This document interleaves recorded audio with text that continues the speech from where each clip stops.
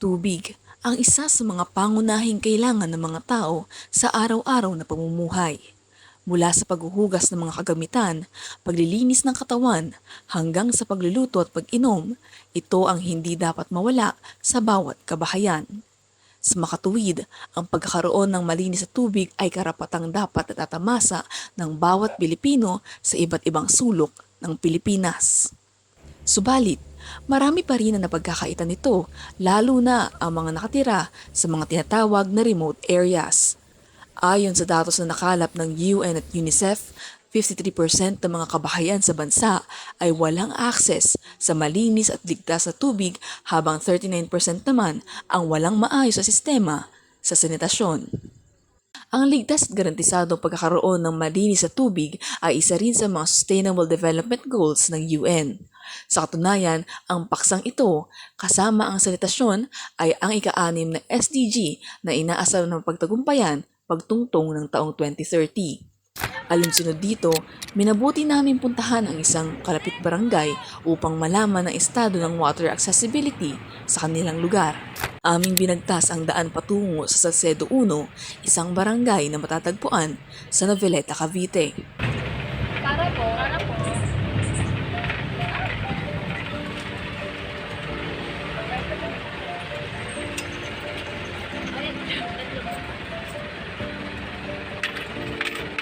Wait lang, kuya. Iwan ko.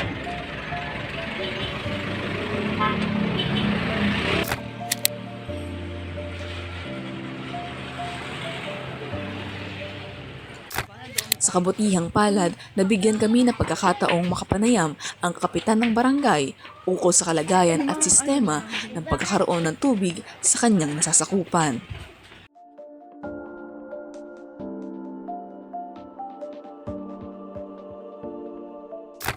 Ayon sa kapitan ng barangay Salcedo, sila ay tagapamahala o tagatugon lamang sa mga hinaing at opinyon ng kanilang nasasakupan sapagkat ang mga opisyal mula sa munisipyo at iba pang malaking organisasyon ang umaasikaso sa mga mas mabibigat na usapin o issue ukol sa tubig. Batay sa naibahagi ni Kapitan Kapag-iligan, karamihan sa mga kabahayan sa kanilang lugar ay nakakabit sa Maynilad. Gayunpaman, mayroon din namang proyektong inulunsad ang pamahalaan na libreng patubig sa tulong ng mga pinagawang poso na pinakikinabangan ng iilang mamamayan ng Salcedo. So, makikita natin banda dito yung mga hilera ng metro na nakakonekta sa mga tubo ng mga dinadaluyan ng tubig sa bawat kabahayan dito sa Salcedo 1. So ngayon, susubukan naman natin hanapin kung saan yung sinasabi ni Kap na deep well. Ano po sabi namin kung nasan po yung deep well? Maligaw kayo. May deep well dito. Ay, doon doon, pasok kayo doon, yes, kinita na may deep well doon. Tapos doon sa dulo meron din. Yun, dulo na yun. Oo. Mas malapit po ba yun nasa dulo? Diretsuhin nyo lang. May ano na yun. Diretsuhin nyo lang. Ngayon, sige po. Salamat. Kita nyo yun. Sa dulo lang. Salamat sa pala. So, ayon din na ate, mayroon daw dalawang deep well dito sa may loob banda ng Salcedo 1. So, yung una na pupuntahan natin ay located dito sa may dulo ng eskinita na to. Pero yung isa naman pupuntahan natin mamaya, nandoon sa iisang eskinita naman sa may bandang, kung hindi ako nagkakamali, na sa may bandang kanan ko kanina. Wait, kami mga TS.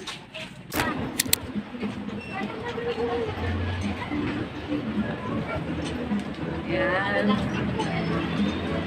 Puro naman deep talaga to. Pero hindi talaga siya as in deep well na balon na inaasahan natin. Pero isa siyang poso. Saan kaya siya napulit? Yan ang tubig nila. So kung titignan natin, medyo may kalumaan na tong poso na ginagamit nila. Base na rin sa kalawang, saka yung mga pyesa medyo parang naghihiwa-hiwalay na. Pero makikita naman natin dito, yung nilalabas na tubig ng poso ay malinis. So, tulad nga sinabi ni Cap, kadalasan ginagamit ko ng mga tao, ng mga mamamayan dito sa Salcedo 1 para sa paglilinis o paglalaban nila. Tapos sa kanila lang sila, paliligo din. Tapos sa kanila lang sila bibili ng yung balde-balde na tig 3 piso. Kapag naman tingin nila hindi na nila o hindi pwedeng magamit yung mga tubig nandito pagdating doon sa paghuhugas ng plato. Hello, ako naman sige. Ikaw lagi nag-kapang. Ikaw lagi nag-kapang. Ay, hindi. O, minsan lang ba? O, sino ginagamit yung tubig na itong ngayon? Paghuhugas na plato? May oras ba na wala itong tubig na nilalabas? Laging meron. Ang galing.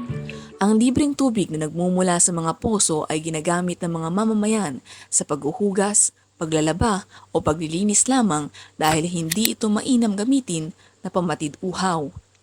Ayon sa ilang residente, ang tubig na nagmumula sa poso ay maalat at hindi sila nakatitiyak kung saan ba ito nagmumula. Ano po is, ano po yung parang main source ng tubig niyo po dito sa bahay niyo po? May nilay po ba o yung nabanggit po ni Kap na kumukuha rin po kayo ng tubig sa deep well po? Panglaba lang, no? Sa deep well po, yung panlaba lang. Pero po, yung sa tubig ko po na iniinom, pinangilinom sa mga pinggan. Nagbili kami dyan sa tindahan, ng mineral. Napili po. Magkano po kaya yung 3 pesos po? Nabanggit po ni Kap. Dito sa ngayon, sabi, Apo? 30. 30. 30 na po. 30. Paano po yung itsura nun? Ha? Paano po yung itsura nun? Ay, isang galon po? Ay, isang galon, yung kulay blue ng malaki. May parang jar. 30 na po siya. 30 Tapos pesos ano na po yun. yun? May nilag po o yung Mineral purified na? Purified data yun. Purified. So ngayon, pupunta na kami sa susunod na deep well. O, ayan, may aso pa. Diretso lang. Sabi sa dulo daw. So, ayun, nalampasan na pala natin yung poso. Yung nadaanan natin Yung nadaanan kanina, natin kanina. yung pala yun. Balik na lang tayo.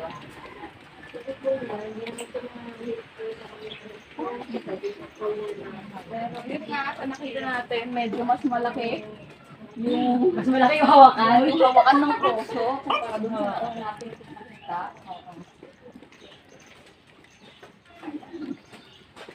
Tignan natin. Ano nga yun?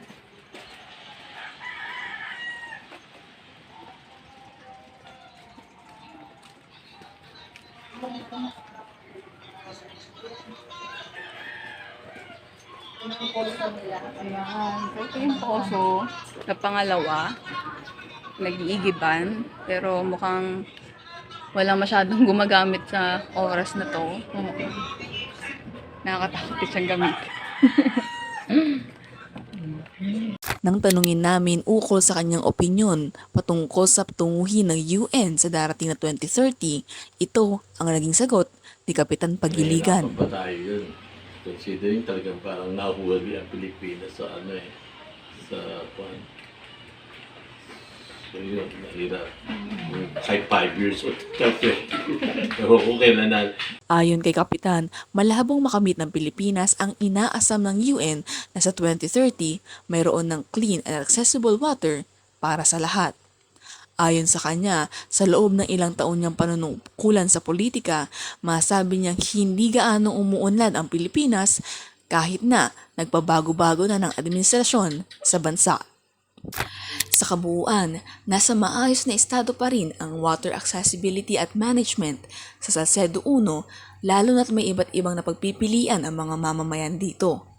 Kaya naman, sa natitirang 6 na taon, naway maging kasangkapan ang bawat isa sa katagumpayan ng tunguhing matamasa ng lahat ang malinis na daloy ng tubig. Ating alalahanin ang kahalagahan ng bawat patak nito sa tuwing pipihitin natin ang ating mga gripo sapagkat kung ito'y mababahiran ng karumihan, tiyak na tayo rin ang lubos na mahihirapan. Huwag na sana nating hintayin pa na ang abot kamay na pangangailangan ay maging isang mailap na kayamanan.